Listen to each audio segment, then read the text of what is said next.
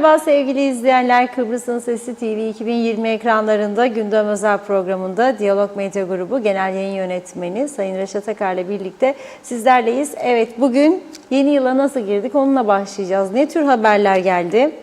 Maalesef uyuşturucu, tecavüz, şiddet ve benzeri haberlerin ön plana çıktığı bir giriş yaptık. Dün Rum polisi Mausa yakınlarında sahile 28 kilo uyuşturucu vurduğunu ve bunun kuzeyden geldiğini açıkladıktan sonra bugün de Kuzey Kıbrıs Türk Cumhuriyeti polisi kuzeydeki sahillere çokça miktarda uyuşturucu vurduğunu açıkladı. Detaylarını paylaşacağız. İkinci konumuz yılbaşının sevindirici tarafı. Ülkemize çok sayıda turist geldi. Birçok otel %100'e yakın dolulukla çalıştı. Bir başka konumuzsa trafik kazaları olacak. Yılın son haftasında da kazalar durmak bilmedi. 85 trafik kazası ve 1 can kaybı var. Son olarak 2023'te 3 önemli seçim bekleniyor. Güney Kıbrıs'ta başkanlık seçimi yapılacak. Sonra Yunanistan'da genel seçimler var ve Türkiye'de de Cumhurbaşkanlığı seçimi var. Bu süreçte Kıbrıs sorununda da tabii herhangi bir gelişme beklenmiyor. Yine ayrıntıları sizinle paylaşacağız. Hepsi ve daha fazlasıyla sizlerle birlikteyiz. Reşat Bey merhaba. Merhabalar Funda Hanım. Herkese hayırlı günler, iyi haftalar, mutlu yıllar dileyerek başlayalım. Evet, yılbaşını geride bıraktık. Biz zaten 31 Aralık Cumartesi gecesine denk geldiği için normal tatilimizi yaptık Cumartesi Pazar. Aslında tatil yaptık da sayılmaz. Yılbaşı gecesi ben buradan ofisimden saat 20.30'da ayrılabildim. Dün gece de ayın ilk günü 21.30'da çıkabildim. Bu tatilse tabii tatildir. Neyse bu mesleğin de bazı meslekler gibi zor tarafları var. Bizler de bunun yıllardır mesleğimizi sevdiğimizden dolayı yok ki birilerine yağ çekelim bir şey yapalım ama gazete dolacak ajanslarda düşünün siz Rum gazeteleri, Rum basını bugün çıkmadı. Rumlarda hala da Noel dönemleri, yılbaşı dönemi, özel dini günlerinde gazeteler çıkmıyor. Ama bizde Türkiye gazeteleri çıktığı için Kıbrıs gazeteleri de yerli basında çıkmak durumunda. 1 Ocak günü sadece 2 gazete yayınlandık adada. Birisi Diyalog, birisi de Kıbrıs gazetesi Türk tarafında. Rumlarda bugün de tatil, gazete yok. Ajans zaten yerli ajans çok fazla haber üretemiyor, onlarda da tatil var. Dolayısıyla siz gazetenizi doldurmak için özel haber üreteceksiniz. Kıbrıs gibi küçücük bir yerde. Bu da çok uğraşmayı gerektiriyor, çok çalışmayı gerektiriyor. 2 tane, 3 tane personelle çalışacaksınız ve gazetecilik yapacaksınız. Yani bu günler için belki böyle ama sürdürülebilir bir yapı değil bizimki de açık ve net söyleyeyim. Çünkü günün sonunda hayatınız böyle çalışarak perişan halde ailenizden, dostlarınızdan, sevdiklerinizden uzak bir vaziyette gelip geçecek. Sonunda da iyi bir meslek sahibi olursanız onunla gurur duyacaksınız. Evet, üzücü bir gazete yayınladık biz 31 Aralık günü. Gerçekten çok üzülerek bir gazete yaptık. Ama bunu memleketi yönettiğini iddia edenlerin gözüne sokma açısından bu gerekliydi. Çünkü düşünün siz o kadar çok olaylarla yüzleşmeye başladı ki bu sürdürülebilir bir yapı. Bu ülke eski ülke değil. Bütün dünyada değişim var ama bu ülkede kötü anlamda çok hızlı değişimler var. Ülke gittikçe daha fazla mafyalaşıyor, daha fazla karanlık işler bu ülkede ön plana çıkıyor. Onun için başlık memleketin çivisi çıktı. Şimdi birinci haberden başlıyorum. Otostop çeken 27 yaşındaki kadını sakin bir yere götürüp bıçağı dayamış arkadaş, tecavüze kalkışmış. Otostop çeken de yabancı, arabasını alıp götüren de yabancı. Şimdi demiş ki önce çekmiş bir kenara para vereyim sana da ilişkiye girelim. Kadın hayır demiş. Meğer o da Minareli Köy'deki sevgilisinin yanına gidiyormuş. Sevgilisi de Nijeryalı, kadın da Nijeryalı. Onun yanına giderken bu arkadaş otostop çeken adam onu bir ıssız yere götürüyor. Çekiyor bıçağı, dayıyor karnına Ya diyor olacaksın ya da kadın tabii fırsat bulup elindeki bıçağı vuruyor, düşürüyor. Kaçıyor olay yerinden, yola çıkıyor, yolda birilerinin aracına binip gidiyor, sonra polise gidiyor. Varan bir. Varan iki. Yunanistan'dan Kuzey Kıbrıs'a 9 kilo uyuşturucu getirmiş Katerina, Yunan vatandaşı.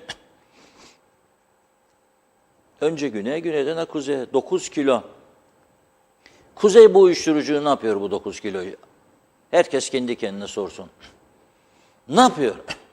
Binlerce insan, eğer iddia edildiği gibi nüfus 392 bin ise, İstatistik Kurumu öyle iddia ediyor.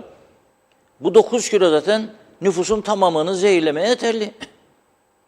Ama gelecek arkası, biraz sonra geleceğim dün ve bugün olanlara. 9 yıl hapislik vermiş kendisine. Biz bir araştırma yaptık. Eğer bir Avrupa ülkesinde olsaydı 14 yıldan aşağı kurtulmazdı. Demek ki burası cezalar açısından da bir cennet. Fuhuşun altından habere bakın. Genç bir kadın, Nijeryalı, ona fuhuş yaptıran da Nijeryalı. Bunu ortaya çıkarıyorlar, itiraf ediyor taraflar. Ona da 4 yıl hapislik veriyor mahkeme. Devam ediyorum, bir başka Nijeryalı, Ukwu, çekiyor tabii, bulutların üzerinde uçuyor, başlıyor sokaklarda bağırmaya, çağırmaya, önüne gelene vurmaya, kırmaya, dökmeye. Polis gidiyor, polisi de deviriyor. 4 tane polisi, aslan gibi adam maşallah, bakınız. Bunu 4 polis zapt edemez zaten. O şeyi de kullandıktan sonra maddeyi, aslan kesiliyor bu. 10 kişi ister. Bunları bu ülkeye sokanlar sonra da polisin sayısını artırmakta tereddüt ederler. Bütçe meselesiymiş efendim falan filan.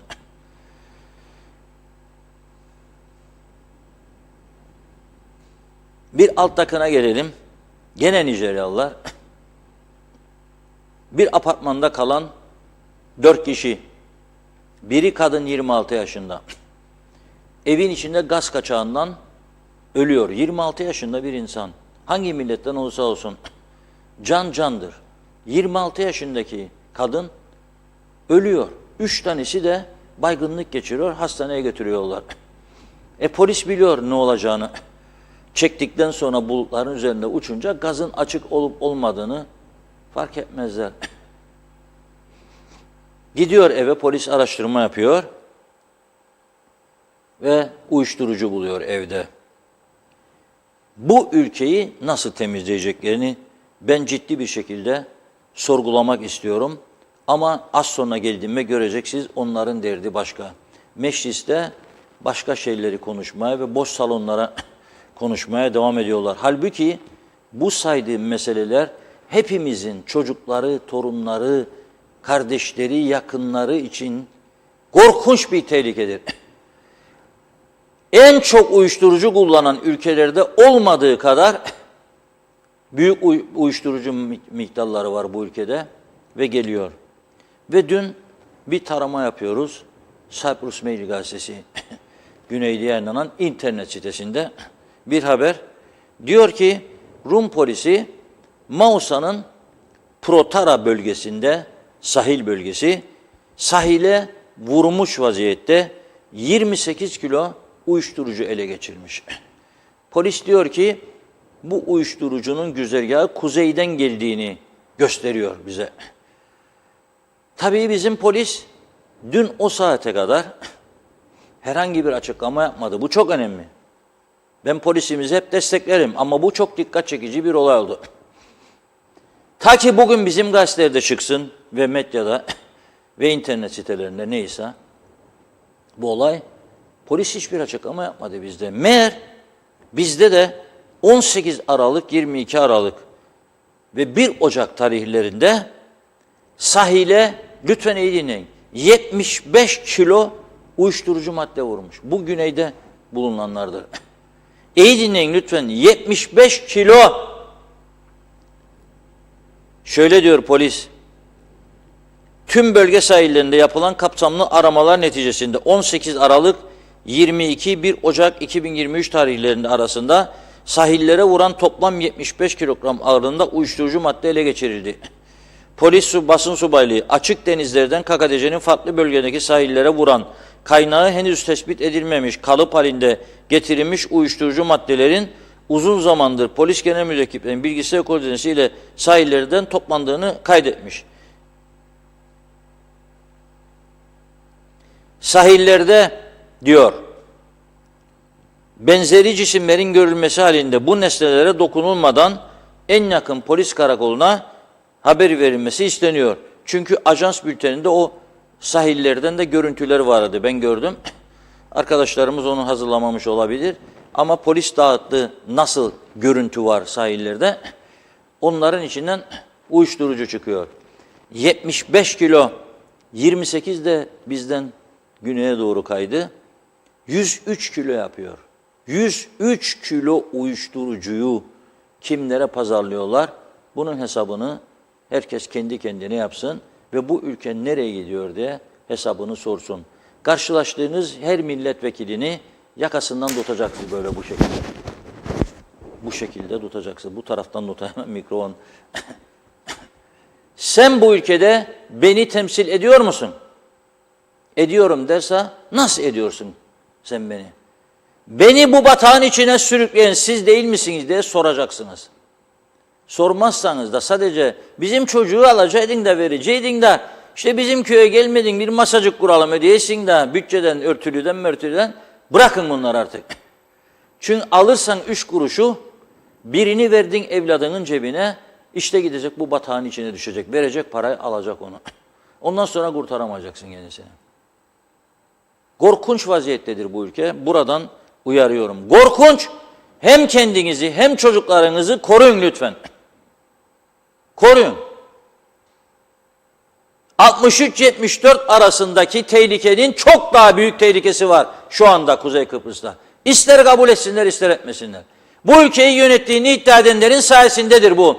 Tümü yargılanmalıdır ama ne zaman günü geldiği zaman. Tümü.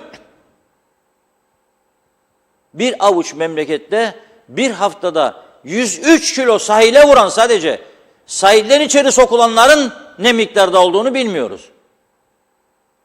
Hani radar alıyordunuz siz bu ülkenin sahilleri gözetlenecekti? Hani yerleştirilecekti Sentinel'in üstüne radarlar da kuş uçmayacaydı sahillerden? Nerede bu radarlar? Ha kendinize korumaları falan alıyorsunuz. Lüks arabalar alıyorsunuz.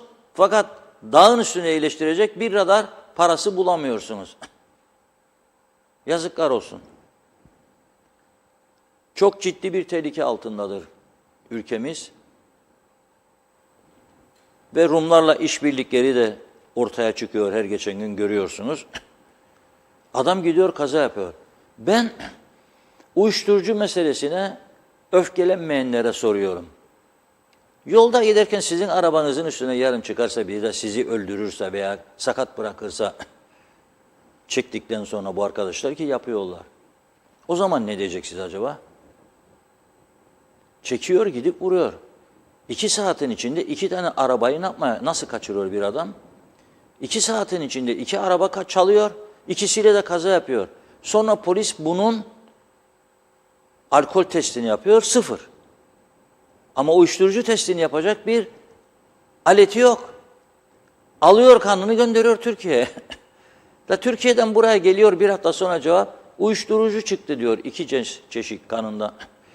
Bu adam bu arabaları çaldığında gelip sizin arabanıza vursa, sizi öldürse veya yaralasa, sakat bıraksa ne düşüneceksiniz acaba? Sorarım size. Yahu demek ki bu izin verdik, bir hatta göz yumduk biz buna, çok yanlış yaptık demeyecek misiniz o zaman? Vicdan ya vicdan. Para hırsının, para hırsızlığının sonu yoktur. Bir bedendir. Giderken üzerinizdeki kefenin cebi yoktur. Çıplak atarlar sizi, üstünüze de küreklerle toprakları dökerler. Nedir bu hırs? Nedir bu çılgınlık? Kendimi çok zengin göstereceğim, çok varlık göstereceğim. Onu da satın alırım, bunu da alırım, onu da sustururum, bunu da yakarım, buna da vururum, bunu da keserim. Nasıl bir ülke oldu burası ya?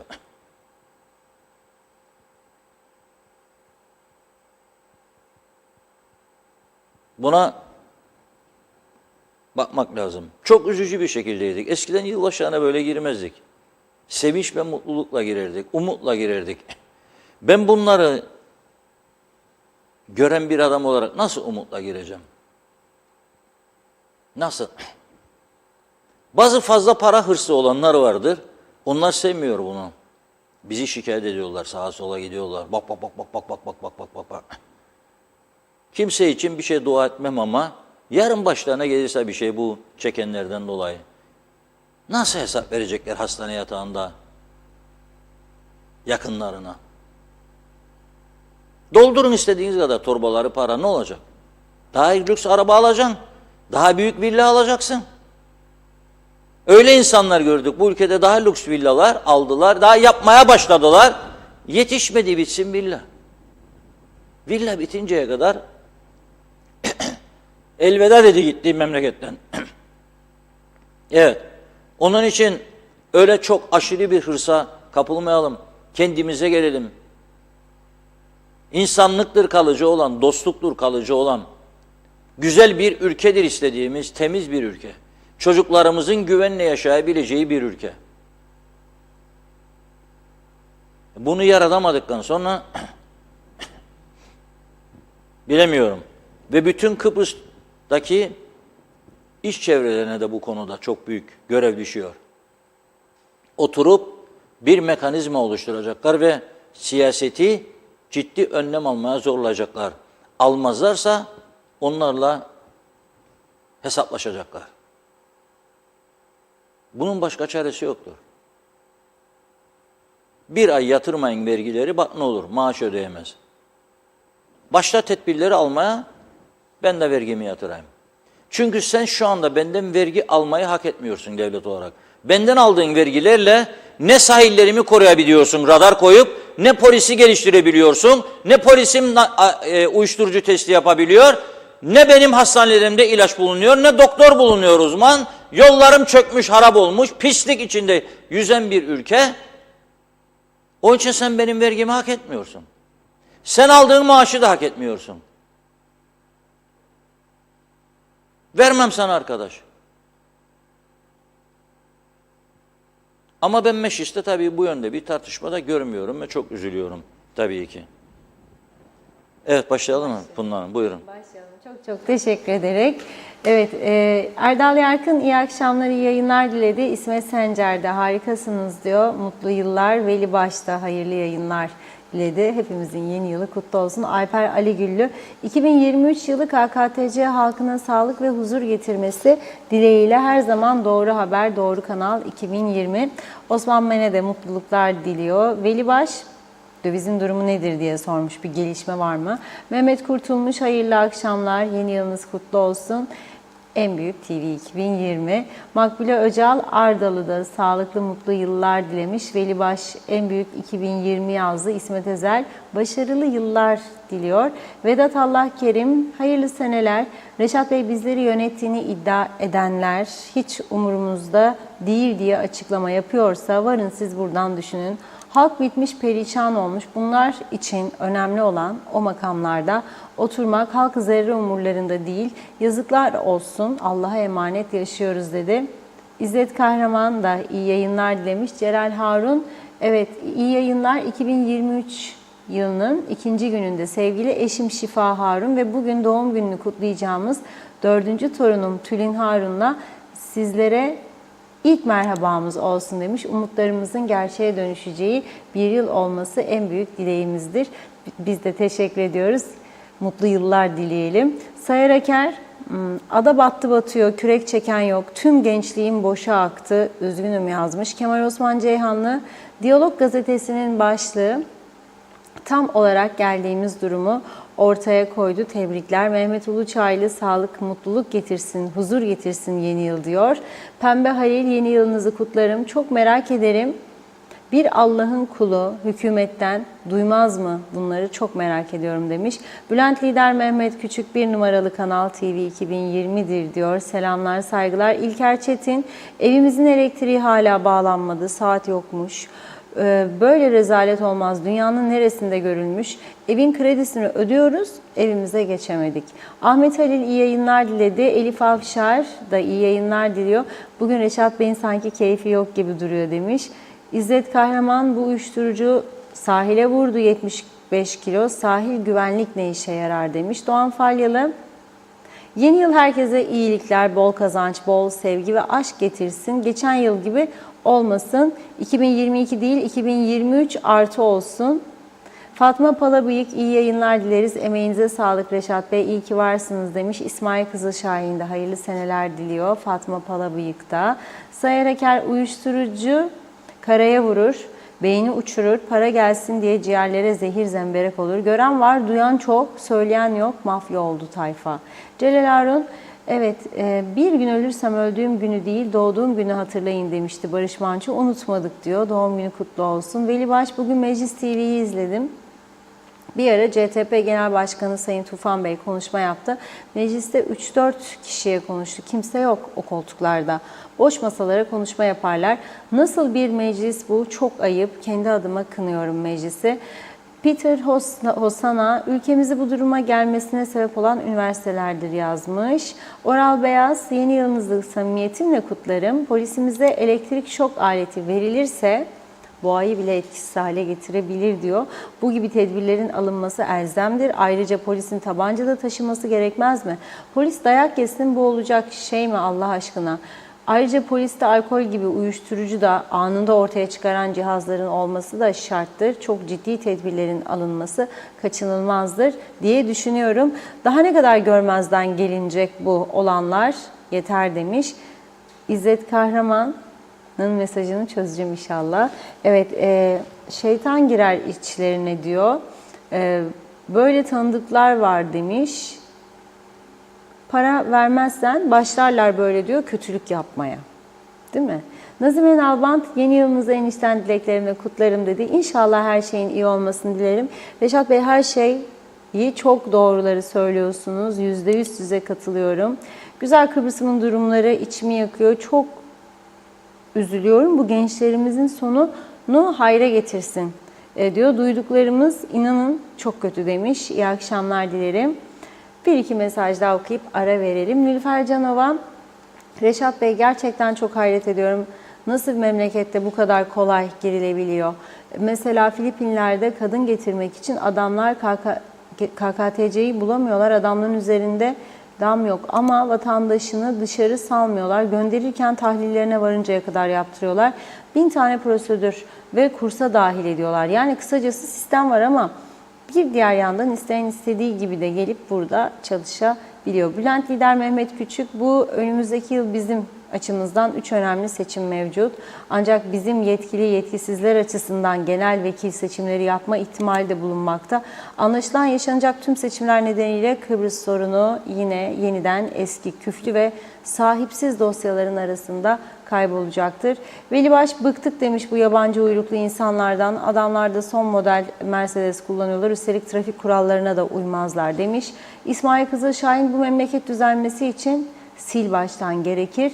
Yüksel Öner, hastane bu siyahi arkadaşlarla dolu. Bedava aşı, bedava hizmet, taksiyle, özel Audi, BMW, Mercedes'le hastaneye geliyorlar diyor. Bu güzel ülkemde gece sokağa çıkmak çok zor. Mutlu yıllar size demiş. İzzet Birinci de diyor ki, hayırlı yıllar milletini, devletini sevenlere çözdüm. Belediye mağdurlarını da unutmayın dedi. Erkan Erçika'da umudu kesme yurdundan demiş. Zeren Turalı, ağla yurdum ağla, ağlayabildiğin kadar diyor. Vay benim bahtsız yurdum, skandallar, kaoslar, mucizeler diyarı, fuhuş, esrar diyor. Cennet gel almayalım. Gel ağlayalım karşılıklı. Ben şanssızlığıma, sen de düşürüldüğün trajik haline yazmış. Bakıyorum Zeren Turalı. Teşekkür ediyoruz. Devam edeceğiz. Reşat Bey buyurun. Evet, bugün meclis vardı. Yılbaşından hemen sonra meclis 2023 yılı bütçesini görüşmeye başladı.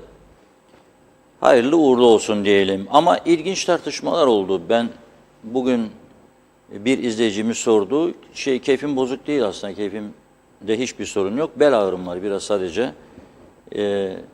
Bel fıtığım var. O birkaç gündür çok şiddetlendi. Oradan dolayı. Bugün program yapmam bile mucize. Yani Voltaren içip de çıktım. Burada söylemesi ayıp değil. Bu şekilde de giderse bir iki gün sonra ara verme durumum da olabilir programlara. Şimdi sabahleyin Meclis TV'yi izledik. Konuşmalar yapılıyor Cumhurbaşkanlığı bütçesi üzerine. Ve CTP milletvekillerinin Cumhurbaşkanı'nın iştahatlarını, hareket tarzını, siyasetini çok sert ifadelerle eleştirdiler. Ama benim burada dikkatimi çeken 143 milyon 205 bin 100 Türk lirası Cumhurbaşkanlığı bütçesi. Şimdi en üst makam, biz başkanlık sistemi istemeyiz. Bu şekilde devam etsin. 3 tane makamı bakanlıklara inmiyorum. 143 milyonu ayırdık Cumhurbaşkanlığına.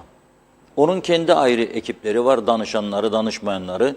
Bir yıl ki en fazla eleştiri konusu o oldu. Çok danışmanı var dedi Erkut Çağali ve çoğunu dedi sosyal medyada bir yerlere saldırmak için kullanıyor dedi. Öyle iddia etti. Sesinden vereceğim şimdi.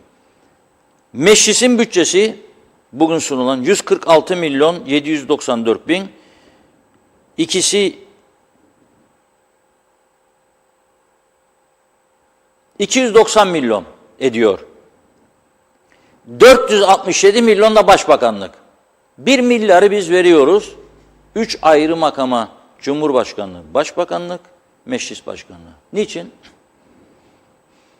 Hizmet verilsin diye. Bu kadar dağınıklığa, 392 bin nüfuslu bir ülkede bu kadar dağınıklığa gerek var mı acaba? Ne zaman düşünmeye başlayacağız? Yani toplayacak çalışan kesimden vergileri ve 1 milyarını bunun bu 3 makama paylaşacak.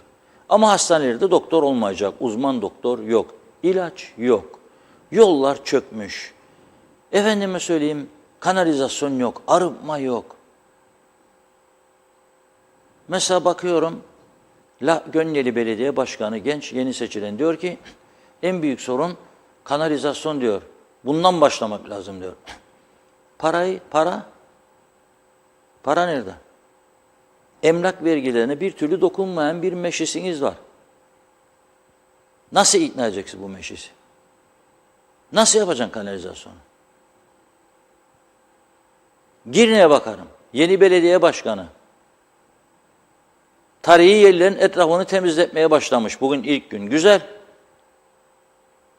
Tarihi eserleri nasıl ayağa kaldıracaksın? Nerede bütçe? Hangi bütçeyle?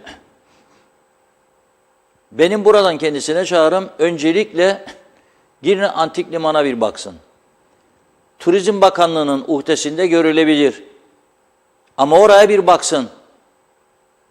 O ihale nasıl bir ihaledir, nasıl yürütülüyor, ne tür bir sonuç çıkacak baksın.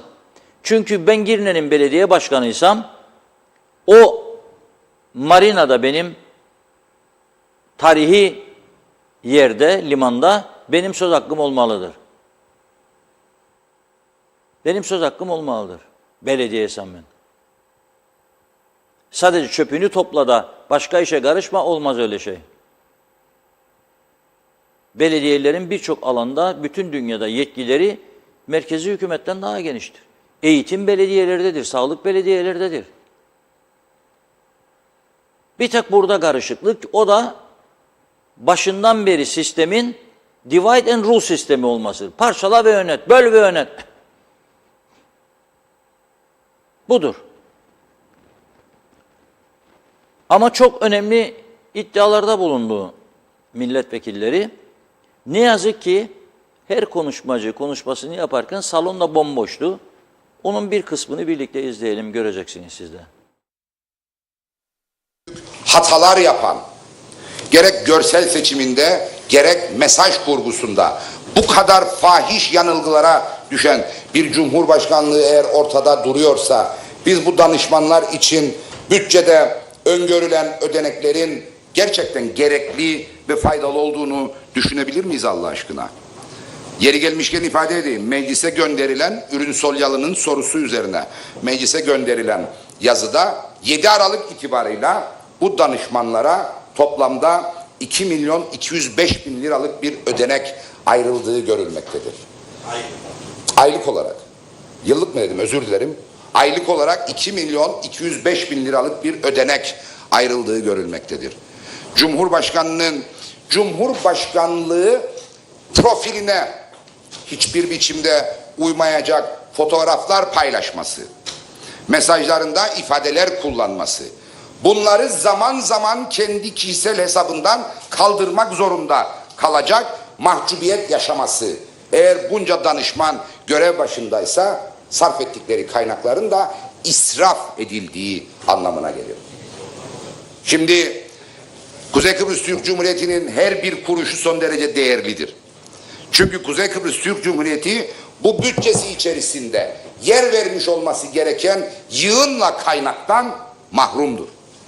Bu ülkenin eğitim altyapısının, sağlık altyapısının, yitip giden canların önlenebilmesi amacıyla ulaşım altyapısının iyileştirilmesi amacıyla herhangi bir kaynak öngörülememiş bu bütçe içerisinde değil milyonlar, her bir kuruşun bile son derece büyük bir değeri vardır. Dolayısıyla gerek dününü, gerek bugününü, gerekse geleceğini hiç sorumluluk hissi duymadan Kıbrıs Türk halkının riske eden ve kendi siyasi oyuncağıymış gibi harcayan Cumhurbaşkanlığının bütçesindeki kaynakların tamamının aslında israf edilmekte olduğunu üzülerek ifade etmek zorunda hissediyorum kendimi. Kuzey Kıbrıs Türk Cumhuriyeti yurttaşlarını ötekileştirmekten hiçbir çekince duymayan bir profil olarak karşımızda duruyor Ersin Tatar. Bir cumhurbaşkanı değil, aktif siyasetin bir aktörü gibi karşımızda duruyor. Halbuki bu anayasa, bu 47 danışmanın en azından bir tanesi tarafından bir kez okunsa ve Ersin Bey'e bir kez anlatılmaya çalışılsa belki de çok da büyük farklar yaratmak mümkün olabilirdi. Ama seçilen isimlere baktığımda tencere dibin kara.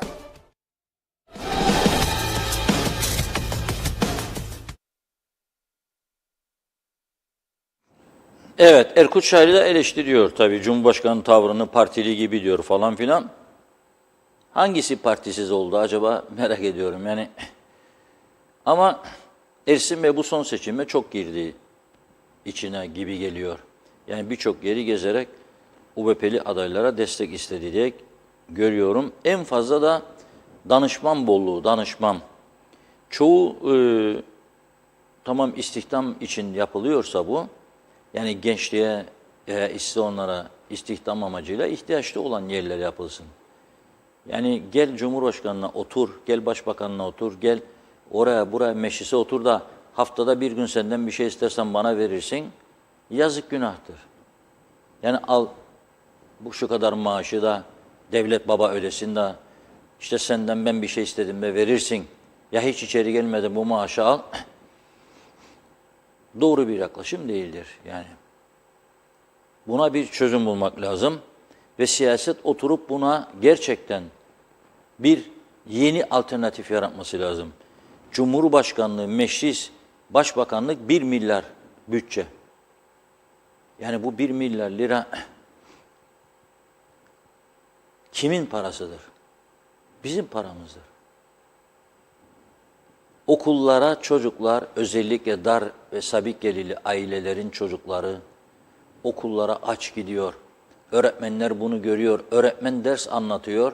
Çocuk dinlemiyor. Çünkü dinleyecek bir gücü yok, takatı yok. Özel okullardaki çocuklara özel besleniyor. Para var. Ben buna da üzülüyorum. Bütün çocukların iyi beslenmesini istiyorum ve bütün çocukların iyi bir eğitim almasını istiyorum. Fakat bu ülkeyi öyle bir hale getirdiler ki, tamam arkadaş kabul ediyorum. İyi özel okullar çok iyi öğretmen getirir, farklı, devletten daha farklı. Parasını da ister, kabul ediyorum. Ama devlet okulları da bu kadar çöküntü içine girmesini ben şahsen kabullenemiyorum. Esas mesele burada bu sendikalar falan arkadaşlar biraz da bu yönde efor sarf etmelidirler. Öğretmenlerin daha ileri bir seviyeye getirilmesi, daha güzel eğitim vermesi, çocukların sınıflardaki durumu, açlığı, sefaleti, ihtiyaçlarıyla, sağlıklarıyla ilgilenmelidirler. Kaç defa diş doktoru gidiyor okullara, diş taraması yapıyor çocuklara? Kaç defa? Bunlar eskiden o yokluk dönemlerinde, bizim çocukluk dönemlerimizde vardı. Şimdi ne yapılmıyor bu kadar bolluk içinde? Bizim çocukluk dönemimizde Cumhurbaşkanı bisiklet kullanırdı. Şimdi bol tarafından en lüks arabalar, bir yığın korumalar kime karşı, ne için? Yani bunu meclis sorgulamayacak, siyasiler sorgulamayacak, biz mi sorgulayacağız yani onu?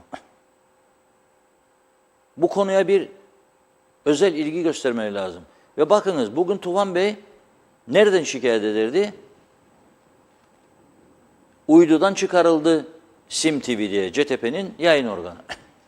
Şikayet ediyordu. Haklı mı? Haklı.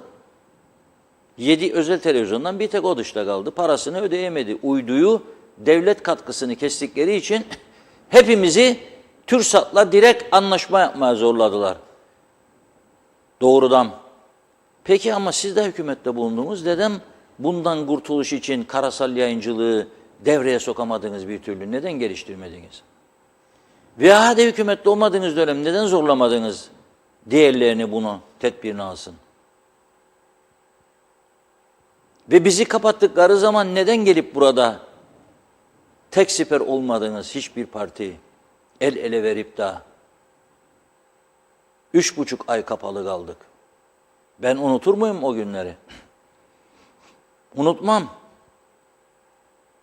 Bunlar için mücadele öyle mecliste 2 kelime konuşmak değildir. Mücadele vermek lazım. Ve bana bir CTP'li arkadaş bakanlık da yapmış. O günlerde şunu söyledi. Telefon açtı sağ olsun. Hatırımı sordu nasıl falan filan. Ya dedim size yapılsaydı dedim. Ne dedi bana bilir misiniz? Ne dedi biliyor musun? Bütün uydu antenlerini çatılardan aşağı indiririz dedi. Vurur kırar dökerek dedi. Hani şimdi olamıyor. Yani vurup kırma bir çözüm değil. Çözüm senin alternatif yaratmandır. Güney Kıbrıs yaptı bunu. Ellas uydusundan kurtuldu. Güney Kıbrıs bağladı karasala, yaptı, geçirdi. Bizim altyapısı Rumlardan 5 sene önce gerçekleştirildi. Binali Yıldırım Bey'in Ulaştırma Bakanlığı döneminde. Büyük paralar harcandı. Meclis bir soruşturma açsın lütfen. O zaman ne kadar para harcandı? Ve ne oldu o harcanan paralar? Nedir karşılığı nedir? Sıfır. Onlardan önce geçmemiz lazımdı. Geçirmediler. Öyle bir ülke yarattı ki arkadaş, birileri istediğinde konuşacaksın, birileri istediğinde susturulacaksın, kapanacak, bitecek. Ve bunun adına da demokrasi diyeceksin. Çok partili demokratik yaşam Kuzey Kıbrıs'ta. Adı var ama kendi yok. Gerçekleri kabullenelim. Ama bunun sebebi bu kötü siyasettir. Daha çok makam, daha çok istihdam, sonunda senin altından da sandalyeyi çeker alırlar, kalırsın boşlukta ve dersin ki kendim ettim, kendim buldum. Bizim şu anda gördüklerimiz ve önümüzdeki aylarda göreceklerimiz kendimizin ettiklerinin bir sonucudur. Birbirine düşerse bunun içinde 3 kişi sonucu bu olur. Sonucu bu olur. Evet. Susturulmasın kimse. Demokrasi yaşasın tabii ki. Herkes özgürce konuşsun. Küfür, hakaret, şiddetle ben de karşıyım. Hiçbir zaman olmasın. Yapıcı eleştiri buyurun yapınız. Önerilerinizi de koyunuz. O var olsun. Ama bunun dışında bir şey söyleyemem. Ve bu meclisi görünce bugün aslında Cumhurbaşkanlığı bütçesi üzerinde ben o mecliste olsam 24 saat kimse beni kürsüden indiremezdi. 24 saat konuşurdum. Ve herkesi de içeride tutmaya zorlardım. Ya gelirsiniz ya şu olur diye. Böyle olmaz yani. Boş koltuklara konuşarak demokrasi oyununu oynayamayız. Gülerler bize ya. Herkes bize güler, alay eder. İktidar der ki bırak konuşsun der. Tufan Hoca'yı der.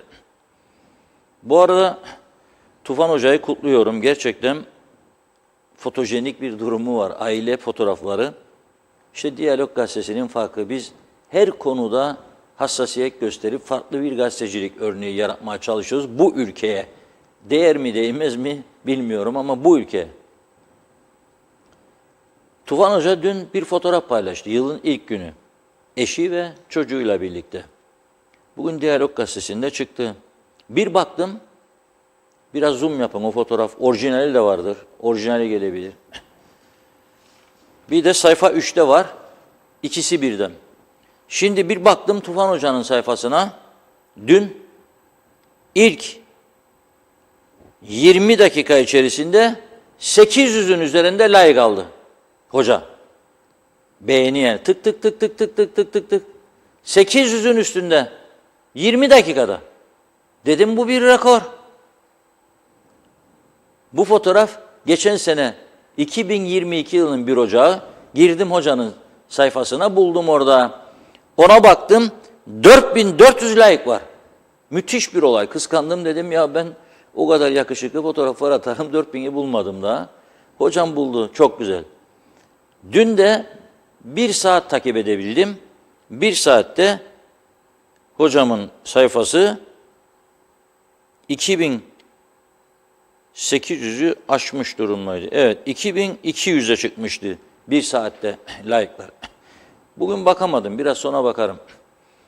Çok güzel bir fotoğraf paylaştı. Fotojenik ailesiyle, eşiyle, çocuğuyla layıkları hak etti. Sevilen bir siyasetçidir hoca. Ama mecliste işte gel gelelim böyle boş koltuklarla bu iş yürümez. Demokrasi böyle olmaz. Mecliste toplantı olacak. Bir kişi konuşacak, 3 kişi dinleyecek. Bu güzel bir örnek değildir. Muhalefet diyecek ki bırak konuşsun diyecek. İktidar pardon. Onlar da konuşacak. Cumhurbaşkanı da paylaşır her gün 3'ten 4'ten ama 4400'ü bulduğunu hiç görmedim. Kusura bakmasın halkımız yani halkımızda da çok ciddi önemli bir kısmı tabii diyorum. Bir yağcılık şeyi var, alışkanlığı, geleneği. Mesela ben onu hiç yapamam. Yani büyük menfaatimin olacağını düşündüğüm adama bile yağ çekemem. Bu benim yapımdır. Beğenir beğenmez. Bir şey değil. Ama bizim toplumda acayip bir durum var. Ya bir şey bekliyorsa, ya ediyorsa, ya bakalım göze girelim düşüncesindeyse basarlar. Cumhurbaşkanı seçilmezden önceki paylaşımlara 200-300 bilemedin 400 layık atarlardı. Cumhurbaşkanı seçildikten sonra Ersin Bey'e 1500-1600'ler başladı. 1200, 800. Bu neyin göstergesidir? Yağ tabakası. Seviyoruz. Bu kabullenmek zorundayız bunu. Bu durumda. Sen yağla yürümeye çalışırsan seni yağdanlık yaparlar. Sonra biter işin. Hiç şikayet etmeyelim. Bu günler iyi günlerdir diyorum ben.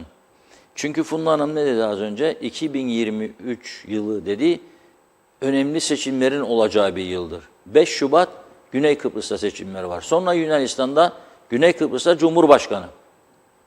Yunanistan'da parlamento seçimleri. Haziran ama öncesi hesaplanıyor. Mayıs, Nisan-Mayıs gibi daha belli değil, netleşmedi. Türkiye seçimleri, Cumhurbaşkanlığı seçimleri. Bu 3 seçim sürecinde Kıbrıs meselesinde hiçbir ilerleme beklemiyorlar. Ama seçimlerden hemen sonra Kıbrıs sorununda bir canlanmanın olacağı söyleniyor. Fakat bu arada bu bir senaryo mudur? Rumları korkutalım da çözüme ikna edelim senaryosu mudur bilmiyorum. Rum basını da bir oyun içinde gidiyor. Belli ki bir yerlerden mesaj alarak Diyorlar ki şimdi Türkiye'de seçim var. Büyük bir olasılıkla diyorlar Mart ayında Türkiye Kıbrıs'ta yeni adımlar atacak. Nerede? Maraş'ta. Ne yapacakmış? Maraş'ı Las Vegas yapacakmış. Las Vegas yolunda adımlar atılacakmış ve yeni büyükelçinin de rolü buymuş diyor Rumlar. Şimdi bu iki tane seçenek var. Ya Rumları daha fazla Türk düşmanlığına iter bu tür yayınlar, yahut da aman beder bir an önce yapalım bu işi, çok da Türkleri sıkıştırmayalım, Kıbrıslı Türkleri biraz daha hak verelim, bitirelim ve kurtaralım Maraş olsun. İki tane nedeni var bu senaryoların. Ya öyle ya böyle. Bilemiyorum. Rumların bu durumunu ölçmek lazım. Daha fazla bize karşı düşman mı yapıyor tavırlarını, yoksa hakikaten onları korkutup Maraş da gidiyor elimizden diyerek çözüme mi teşvik ediyor? Ha, Las Vegas, Girne'ye bakarım ben. Antik limana. Oldu çöplük liman. Tarihe o kadar saygısızlık dünyanın hiçbir ülkesinde yapılmaz, biz yaptık. Onun için Maraş'ın Las Vegas olabileceğini de düşünmüyorum kolay kolay. Yani orası çok para ister. 20 milyar eurodan söz ediliyor. Binaların tekrar tamir edilip hayata geçirilmesi için 20 milyar euro. Kolay bir iş değil. Ama büyük sermaye bulunur, dış güçler devreye girer. O zaman olur mu? Olur. Biz işimize bakalım. Başladık uyuşturucuyla, fuhuşla, şiddetle, geldik trafiğin bir haftalık raporuna. Polis bir haftada açıklaması bugün. 85 trafik kazası, 1 can kaybı, 26 da yaralanma. Nüfusumuza göre korkunç bir rakam. Kaza sebepleri 23'ü süratli araç kullanmak, 18'i dikkatsiz sürüş yapmak, 14'ü kavşakta durmamak, 13'ü yakın takip. Dünyanın, yani dünyanın demeyeyim, Türkiye'de çok hep öyledir da bizim burada son zamanlarda aşırı moda oldu. Arkadaki araç öndekinin neredeyse tamponuna değdi diyecek kadar böyle heyecanlı, bir saniye yakalayacak. Çünkü o hareket ederken o da hareket edecek. Bir saniye yakalayacak ve bir saniyede dünya şampiyonu olacak veya dünyayı kuşatacak gibi düşünüyor. Bu bir kültür meselesidir. Gittikçe de bozulduğunu görüyorum. Yakında dayayabilir de, hafif dayayabilir, ne oldu dayadıysam der. Şikayet edersen çeker, arabadan bir şey çıkarır, gider.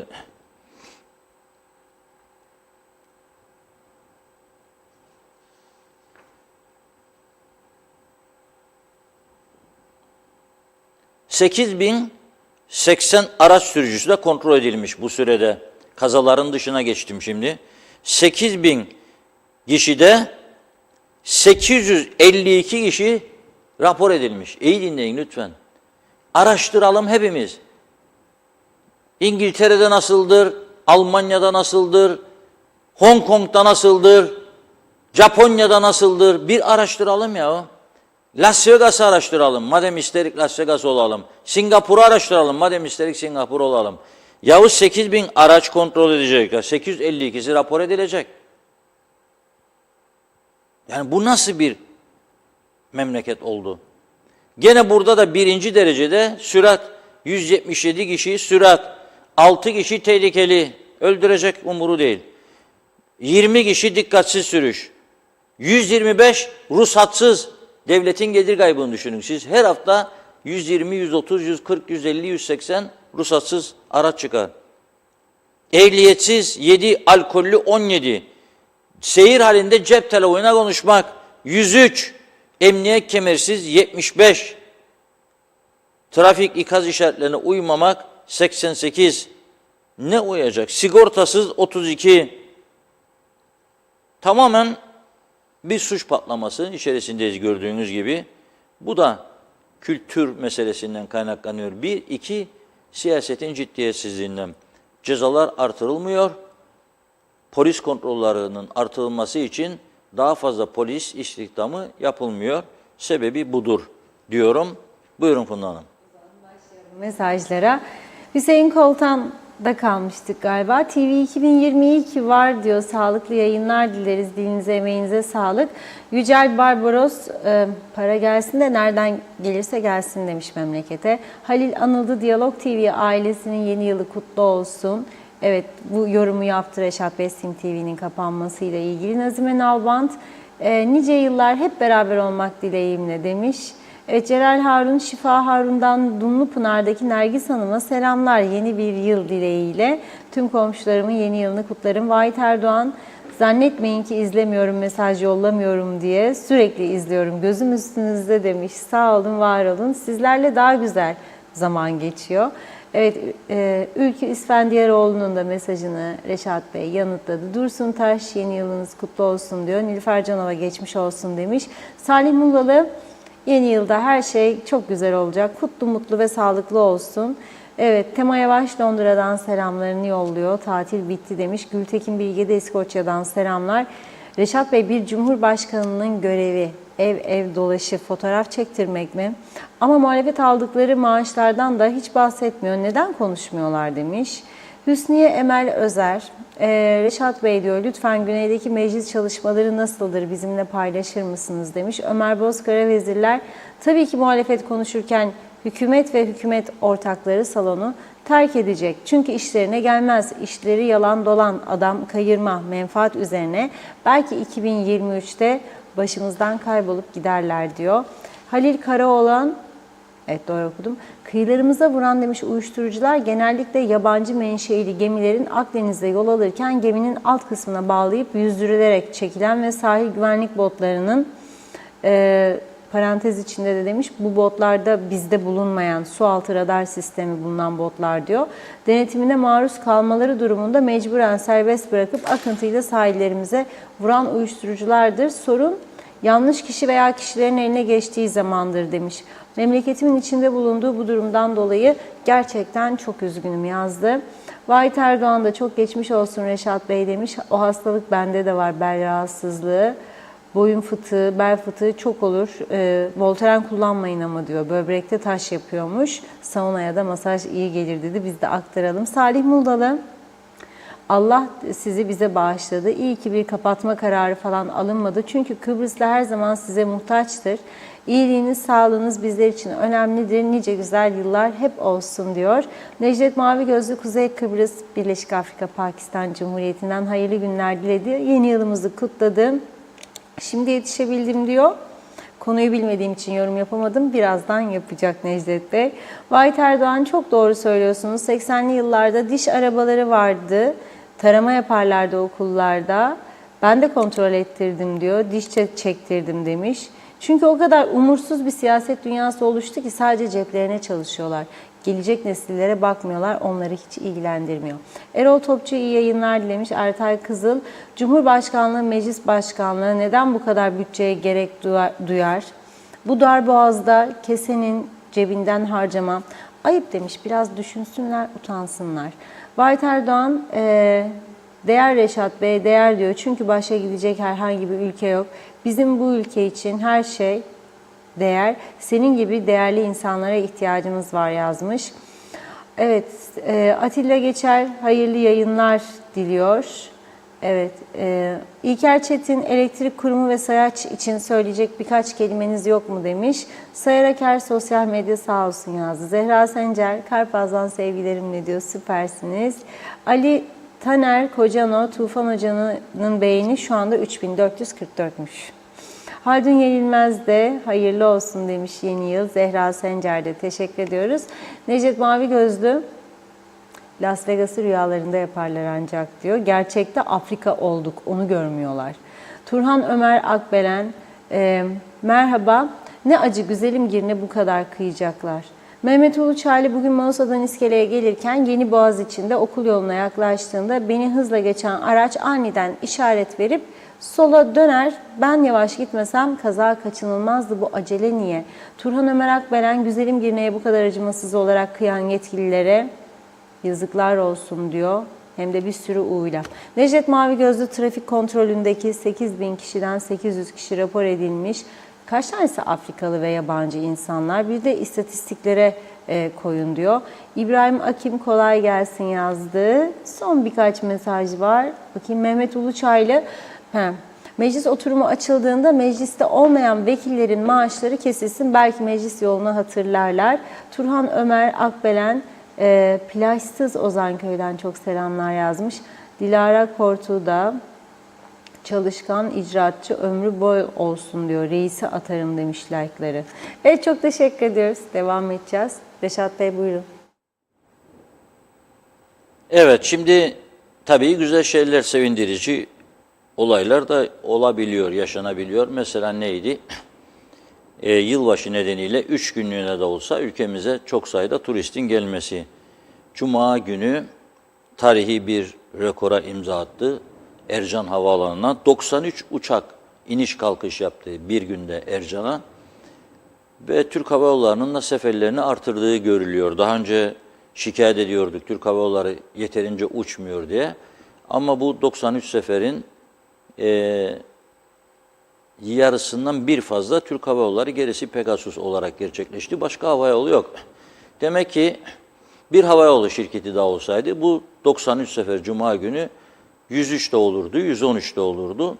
Ne kadar çok turist, otellerde canlılık, o kadar çok otellerin malzeme alımı demektir. Yani otel dolu çalıştığı zaman daha çok domates, patates alır üreticiden, tavuk, et ve diğer gıdalar.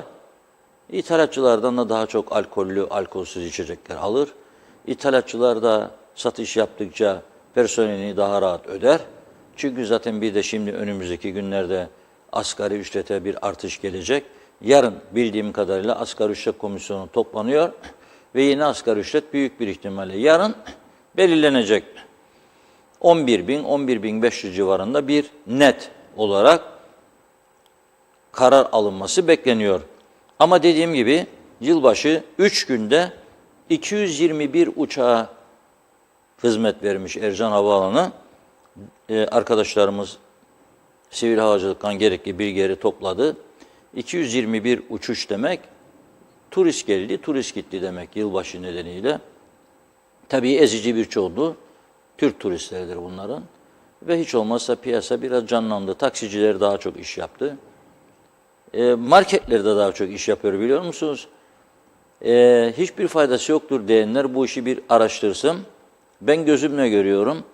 2 günlük, 3 günlük tatile gelenler böyle poşetlerde dolu dolu viski, rakı alıp gidiyorlar. Çünkü burada viski fiyatları, rakı fiyatları Türkiye'nin çok çok altında. Adam neredeyse uçak biletini çıkarıyor. 4 viski, 4 rakı geçirebilirse gümrükten uçak bileti çıkar, kâra da geçer adam. O yüzden de o yönden de canlanıyor piyasa. Şimdi biz Funda Hanım okurken mesajları, bir izleyicimiz dedi size yardımcı olayım hay hay dedi. Tufan Erhürman'ın dünkü paylaşımında layıklar 3443'e yükselmiş. Geçen sene 4400'dü. Tufan Hoca biraz baksın bu işe. 3443 biraz aşağı düştü ama yarın o bir gün gene artar bu.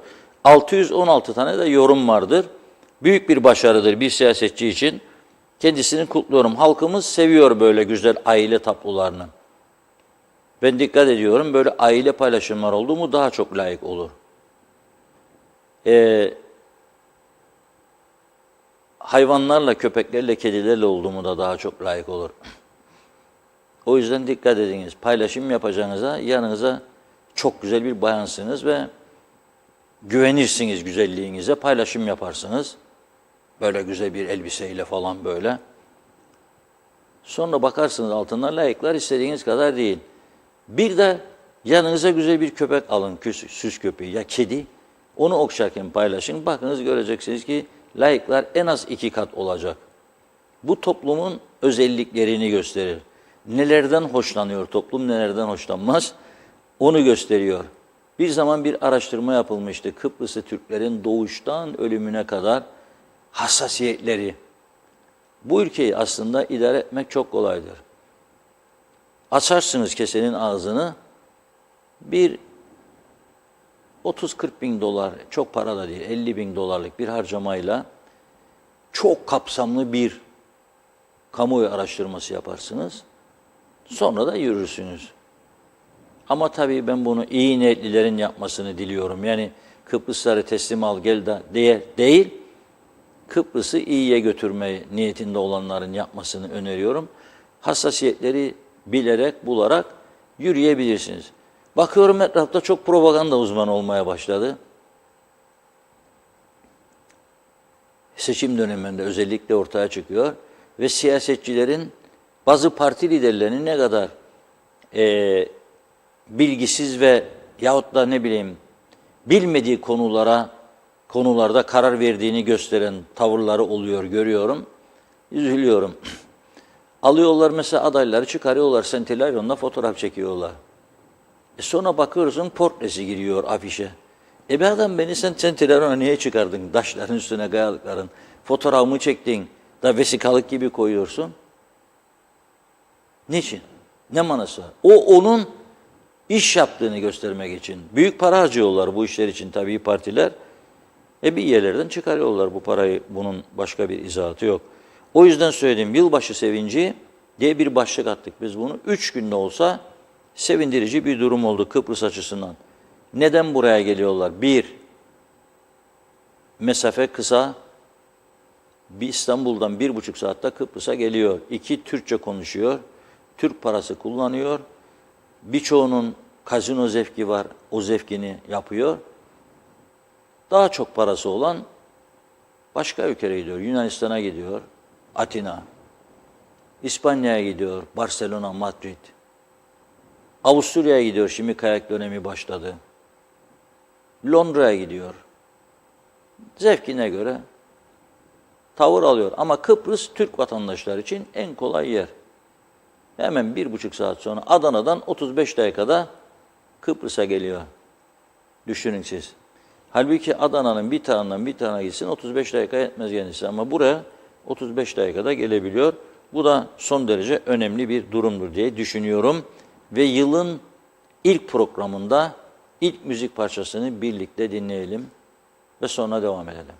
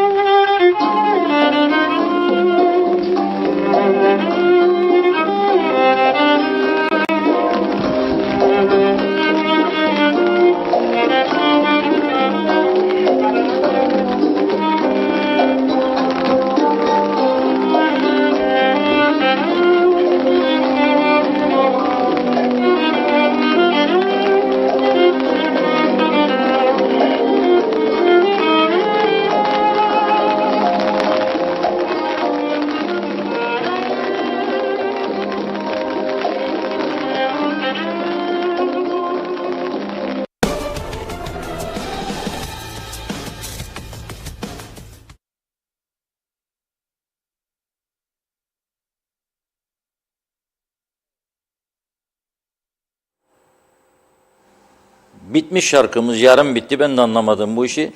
Benim en çok sevdiğim şarkı olduğunu bildikleri için mi bana sabotaj yapıyorlar rejide bilmiyorum. Yoksa şarkı hakikaten kısaltılmış mıdır? Historia de un amor. Bütün günahlarım seninle. Ajda Pekkan vardı. O çok güzel söylüyor bunu. Yılbaşı gecesi Ajda'yı dinlemeye gidenler belki de dinlemiştir bu şarkıyı. Çok çok güzel söylüyor Ajda Pekkan Türkçesini. Benim bütün günahlarım sen. Tabii bunu geçmişte çok farklı seslerden dinliyorduk. Bunu Alpay da çok güzel söyledi geçmişte. Nilüfer çok güzel söyledi. Yaşar'ın çok güzel seslendirmesi var. Bu da enstrümentalini dinledik. Şimdi bakıyorum bu saat oldu, ses de yok. Bizim dağıttığımız piyango biletlerinden kazanan var mı yok mu? Hiç kimsenin ses çıkmıyor, merak ediyorum. Korkmayın, komisyon istemeyeceğiz. Kazananlar varsa lütfen yazınız bize. Aldık sizden mesela devlet piyangosu, bu kadar kazandık. Amorti de olsa yazın lütfen, merak ediyorum çünkü. TC piyangosu verdik. Yani her hafta 200 bilet verdik. 3 kampanya 600 bilet verdik. Hiçbir çıkmadı ya. Kimse yazmıyor bize. Merak ediyorum ben. Bizim verdiğimiz piyango biletleri size şans getirdi mi getirmedi mi? Getirmediyse bu sene sonu yapmayalım bu işi. Başka bir şey düşünelim. Yazarsanız ben memnun olurum. İkincisi, şimdi bir altın kampanyamız var. Tabii ekonomik koşullara göre ancak 5 adet verebiliyoruz. Yani keşke imkanlar olsa 5'i 10 yapsak, 15 yapsak, 20 yapsak. Ama 5 adet çeyrek altın kampanyası başlatmıştık biliyorsunuz. Dün süper kuponla verdik. Birinci hafta tamamlandı. 10 kupon biriktiren Diyalog Medya bunu ulaştıracak. Ya bayisi aracılığıyla bir zarfa koyup yollayacak ya da Diyalog Medya Lefkoşa Organize Sanayi Bölgesi'ndeki yerimize getirecek, verecek ve çekilişe katılacak. Biz zaman olsun diye kuponları teslim açısından önümüzdeki hafta pazartesine kadar şans veriyoruz. Kuponların bize ulaştırılması için salı günü de inşallah maşallah burada çekiliş yapılacak. İlk haftanın, ilk kampanyanın ilk birinci çekilişinin sonuçlarını açıklayacağız. 5 kişi talihli burada canlı yayında belli olacak. Bugün ikinci kampanyanın ilk kuponunu verdik. Diyalog Gazetesi'ni alamayanlar, bulamayanlar bayilerinde meraklanmasın. Yarın bir yedek kupon vereceğiz. Yani hem ikinci kuponu vereceğiz hem de birinci günün yerine geçecek olan yedek kuponu vereceğiz. Dolayısıyla bugünden gazetenizi ayırtın. Çünkü bazı bölgelerde Diyalog Gazetesi'ni bulmak zor oluyor. Erken bitiyor. Yapacak bir şey yok. Bayi dağıtım şirketi ona göre ayarlıyor bayileri. Çok fazla iade almamamız açısından bize dengeli bir dağıtım yaptıklarını söylüyorlar. Biz de ona saygı duyuyoruz. Ama dediğim gibi bazı bölgelerde gerçekten çok erken bir saatte gazeteler bitiyor, gidiyor vatandaş, gazete bulamıyor. Bu arada ben sizlere şeyi de açıklayacağım bugün. Mesela dedik ya Lefkoşa bölgesinde zafer kimin olacak? Girne'de zafer kimin olacak? Lefke'de, Güzelyurt'ta, İskele'de zafer kimin olacak diye sorduk. Sizler de cevap verdiniz ve biz o cevap verenler içerisinde, doğru cevap verenler içerisinde kimlerdir? Onlara ya kolye vereceğiz dedik, kalpli ya da kalpli bilezik vereceğiz dedik. O listeyi de biraz sonra ben sizlere okuyacağım. Ama şimdi arkadaşımız Ömer Kadiroğlu'nun hazırladığı yeni yıldan beklentilere geliyoruz. Halk ne istiyormuş yeni yılda? Birlikte izleyelim. Nasıl bir yıl oldu? Kötü bir yıl. Neler yaşadınız? Neler yaşamadık ki? Ekonomik sıkıntısı yaşadık. Görüyorsunuz hayat şartlarını, pahalılık. Yani pandemiden bu yana derseniz 2020'den bu yana çok mu iyi gitti? Değil. 2022 yani pandemi dönemine göre daha kötü geçti. Çünkü bakıyorsunuz her geldiğimizde artışlar yükseliyor. Her sağımıza bakıyoruz o bu kadar. Baktığınızda yani bakın bir kapya biber 65 TL. Hadi bunun ben 1 kilosunu alsam ne kadar faydası olacak? 2 tanesini alsam ne kadar faydası olacak? Yani inşallah 2023'ten beklentilerimiz çok. İnşallah herkes görür bu şeyi, herkes el atar. Biraz hastalıklı, biraz böyle pahalılık aldı başını gidiyor. Bakayım sonuç nereye varacak. İnşallah bu hastalıklar gider. Daha ucuz, daha şeffaf, daha güzel günler bizi bekler diye ümit ediyoruz. Hiç güzel geçmedi. Yani maddi sıkıntılar, yani hastalıklar, ben 2 defa ameliyat oldum. Yani çok zor bir yıl oldu benim için. Hiçbir şey beklemem ben. Yani görmüyorum bir şey yani.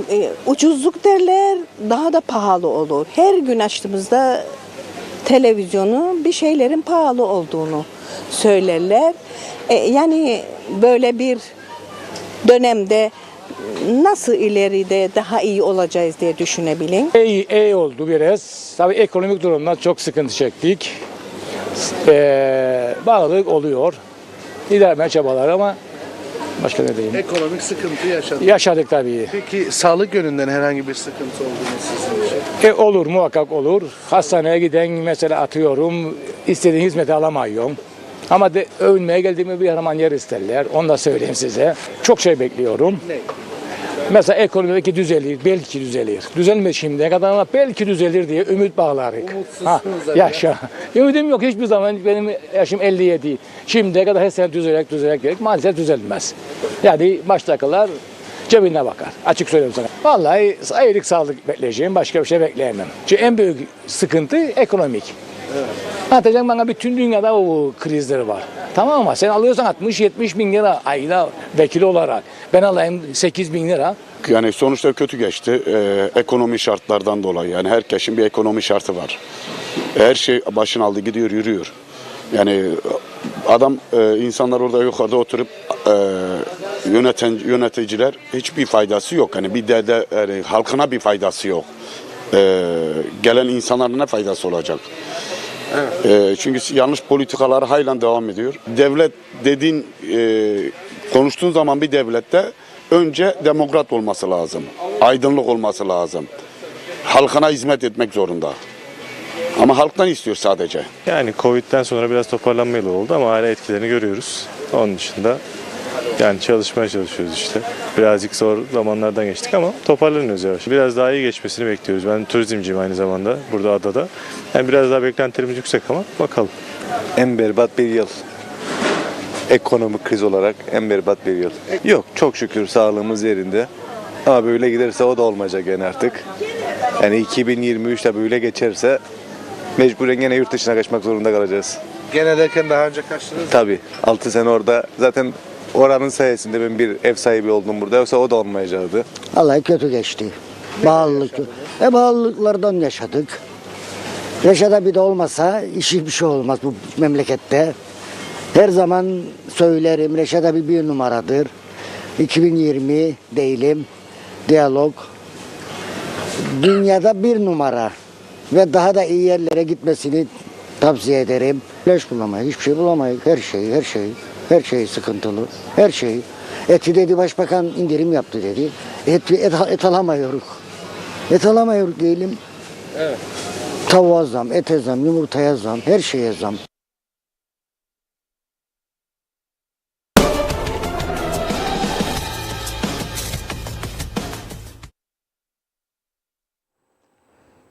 Evet vatandaşlar, esas dertleri pahalılık. Pahalılık. Bugün Kudret Özersay'da fonları, vergileri düşüreceydiniz. Ne oldu? Siz bunları düşürmediğiniz sürece bu pahalılık devam edecek, artarak devam edecek diye bir uyarı yaptı. Bence de hükümetin yapması gereken fonları bir an önce kaldırmak, vergileri kaldırmak ve piyasayı ucuzlatmaktır. Yoksa asgari ücreti siz 20 bin de yapsanız, değil 11 bin, gene yetmez. Yani bir evde 2 kişi çalışıyorsa 20-20-40, 25-25-50 belki geçinir. Araba taksidi varsa, ev kirası varsa zaten zor. Bugün en basit bir ortalama ev kirası 5 bin lira. 5 binde 2 araba varsa bir ailede de karının kocanın ayrı, benzin parası, ruhsatı var, sigortası var. İşte 10 bin lira gitti buna demektir. Elektrik parası var, su parası var. Yani oldukça ciddi bir harcama vardır diye görüyorum. Şimdi demiştik ki Lefkoşa'da kim kazanacak? Doğru cevap veren ilk 10 kişiye kolye dedik, 10 kişiye de bilezik dedik. Şimdi arkadaşlar getirdi. İsimleri okuyorum. Ayşe Benekli, Nuray Tuncel, Selma Selbürsev, Menteş Handan Bürsev. Bunlar aile. Bravo vallahi. Karı koca 2 tane kazandı.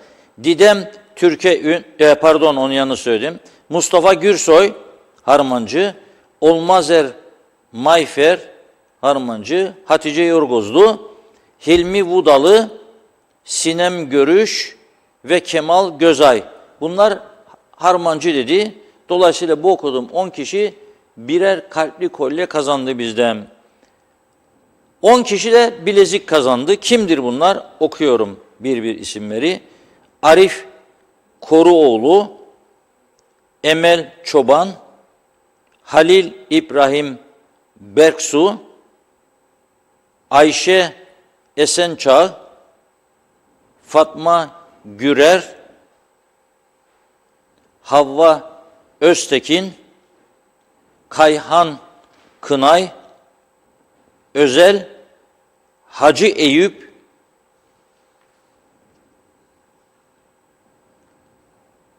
Kader Akyollar, Yusuf Tuncer Barkut. 10 tane de kalpli bilezik kazananları okudum. Ömer Bozkaraveziller sürekli bize mesaj yazan bir izleyicimizdir ama maalesef Sıla Usar İncili demiş diye kaybetti. Bülent Lider Mehmet Küçük, o da çok mesaj yazanlardan biridir görüyorum. O da Sıla Usar İncili dediği için kaybetti. Enteresan bir sonuç oldu aslında. Mehmet Harmancı, Lefkoşa'da beklediğimiz parkları, yeşillendirmeleri yapamadı. Buna rağmen açık arayla kazandı. Demek ki kendisini sevdirdi o yönüyle, insanlığıyla, yakın ilişkileriyle ve daha iyi bir aktif bir propaganda yaptı ve o yüzden kazandı diye düşünüyorum. Fakat böyle. Mustafa Özcan Bey, siz de doğru bildiniz. O da, Mustafa Bey de çok sık mesaj yazanlardan ve devamlı takipçilerimizden. Ama maalesef onun altına düştü Mustafa Bey listede. Ama ben size özel bir hediye vereceğim. Yani özel olarak size bir hediye vereceğim. Funda Hanım'a ayırmıştım bir tane kalpli kolyeyi. O hak etmedi, siz alacaksınız Mustafa Bey. Eşinize götürürsünüz. Eşiniz alır. Girne'de Murat Şenkul'un kazanacağını kimler bildi bilir misiniz? Enteresan bir durum. Bize yazanlar içerisinde Emine Çağlar 1, Emine Hanım hayırlı uğurlu olsun. Bülent Lider Mehmet, bu taraftan kazandı Mehmet Bey, tamam. Girne'yi doğru bildiniz. Buradan olsun kazandığınız kalpli kolye sizin olsun Bülent Bey.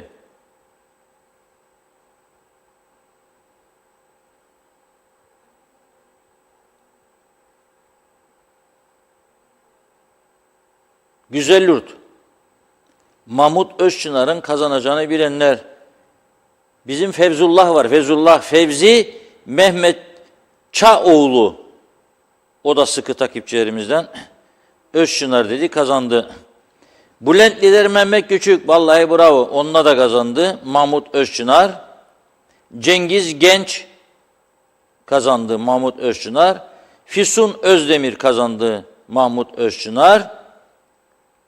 Şerife Hinci kazandı. Mahmut Özçınar.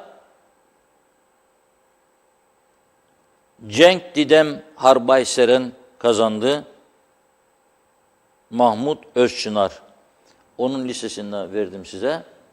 Şimdi son 2-3 isim kaldı.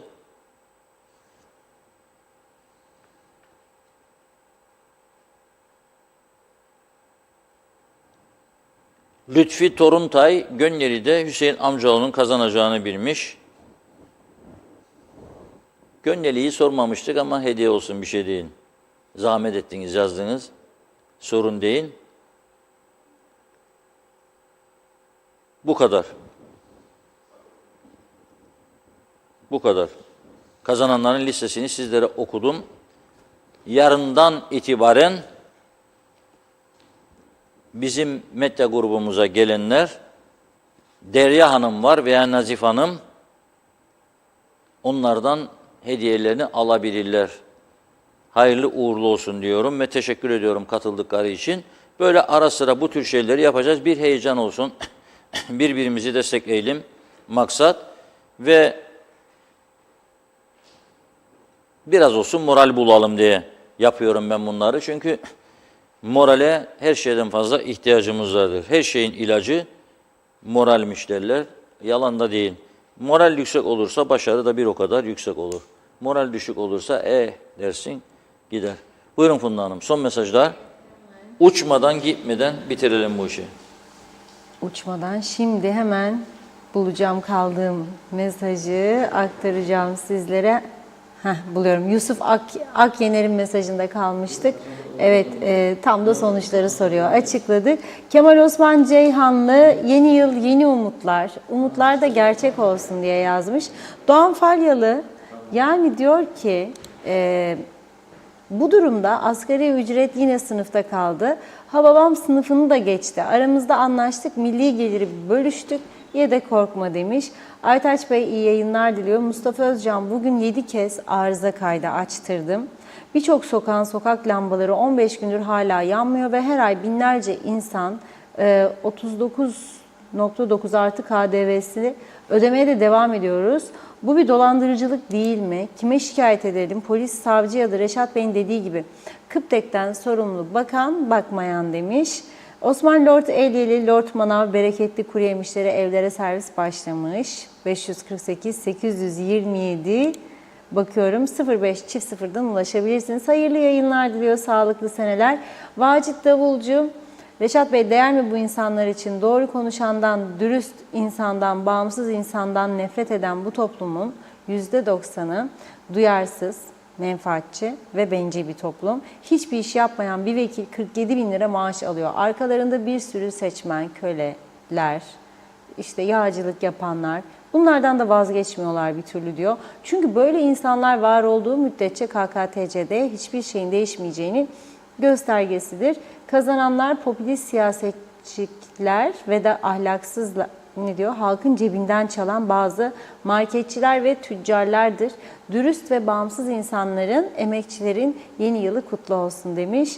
Evet Nevin aşkım, Reşat Bey her şey çok pahalı, ucuz olan insan hayatı oldu ne yazık. Emel Çoban, Milli Piyango ve Devlet Piyangosu ikisinde de amorti kazandım demiş. Hadi bakalım ikincisine inşallah. Pembe Mehmet Apacı, Devlet Piyangosu kazandım. Maalesef diyor amorti bile çıkmadı.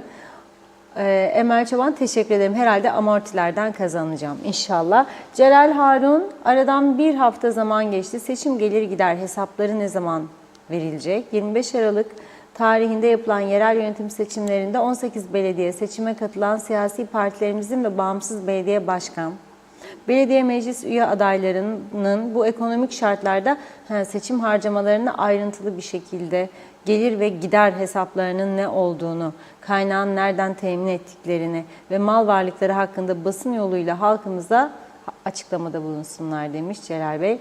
Necdet Mavi Gözlü diyor ki kola verin, ben kolayı daha çok sevdim demiş gazetenin yanında.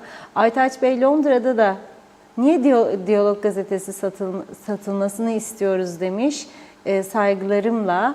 Mahmut Kılınç, kiracılar ne yapsın 7.000 8.000 kiralık veriyorlar. Zehra Sencer, biz de bir umut dedik devlet piyangosu aldık ama onda da amorti yokmuş. İnşallah bir gün çıkacak. Her şey çok güzel olacak. Mehmet Kılınç aldığı aylık kiraya veriyor yazdı. İkinci mesajı devam etti. Nilüfer Canova tam da dediğiniz gibi Reşat Bey, ben çalışanlarıma asgari ücretten fazla veriyorum ama önemli olan piyasanın ucuzlatılmasıdır. Mustafa Özcan, yaşa ustacım yazmış. Canan İlder, toplanmayı beceremeyenler bizi nasıl yönetsin? Aytaç Bey diyor ki, karamsar olmayalım, bir gün düzelecek, benim umudum var. Asla umudumuzu kaybetmeyin. O yandan bu yandan düzelecek, buna inanın, yola devam demiş saygılarımla. Çile Bülbülüm şarkısını da çalar mısınız diyor Aytaç Bey. Evet Erdinç Adakan, Reşat Bey Harmancı CTP ve UBP'nin iç hesaplaşmasından dolayı bu kadar fark attı dedi. Zehra Sencer bakıyorum. Kolyeyi ve bilezik de kazanamadık diyor. Devamlı izliyoruz ama neyse sıkıntı yok, can sağlığı demiş. Çok teşekkür ediyorum Zehra Hanım ayrıca. Belli olmaz. Ömer Bozkara Vezirler. Evet çok teşekkür ediyorum demiş. Kazandığım kolyeyi her akşam emeği geçen... Teşekkür ederim, çok naziksiniz. Saygılar, selamlar dediler. Zannediyorum tamamladım. Ömer Bozkara Vezirler, Reşat Bey çekilişte ismimin çıkması bile güzel, çıkıp çıkmaması sorun değil demiş. Gönüller bir olsun. Seviliyorsunuz dedi Ömer Bey de. Zannediyorum tamamladım. Mehmet Kurtulmuş da bana hediye yok mu diye yazmış bana özelden ama böyle genelden de söylemiş bir olalım Mehmet Bey'in mesajında. Çok çok teşekkür ediyoruz. Reşat Bey buyurun. Evet, bir bölgeyi iskeleyi atlamıştık arkadaşlar, uyardı beni. O bölgeyi de vereyim. Evet, şey diyor. Şerife Hinci Hasan Sadıkoğlu demiş, kazandı. Yılmaz Üngüler, o da Hasan Sadıkoğlu dedik, kazandı. Lefkoşa'da bu eksik olan bölgeler vardır. Onların hakkını en çok da tercih Lefkoşa'dan geldiği için, mesela İskele'den az geldi diye. 2, onlardan artırdığımız hediyeleri Lefkoşa'da çok tercih yapan ve doğru tercih yapanlar var. Onlara aktarıyorum onların hakkını. Sinem Görüş, Mehmet Harmancı dedi. Buyursun gelsin alsın hediyesini. İkbal Özcan, Mehmet Harmancı, Lütfi Toruntay, Mehmet Harmancı dediği için onları da listeye dahil ettik. Mausa'da Erdal Özcenk dedi, Şafak Yıldız Ekmekçi buyursun.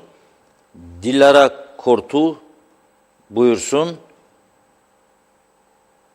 Onların da hediyeleri burada hazır olacak.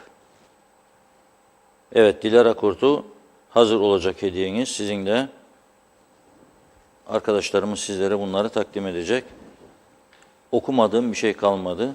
Hayırlı uğurlu olsun kazananlar için ve bugünü iyi dileklerle noktalayalım. Yarına inşallah maşallah sağlık durumumuz el verirse buradayız. Görüşmek üzere diyelim. Hoşça kalın. Funda Hanım. Ağzınıza sağlık. Çok teşekkür ediyoruz Reşat Bey. Ve programımızı burada noktalıyoruz sevgili izleyenler. Yeniden görüşünceye dek hoşça kalın.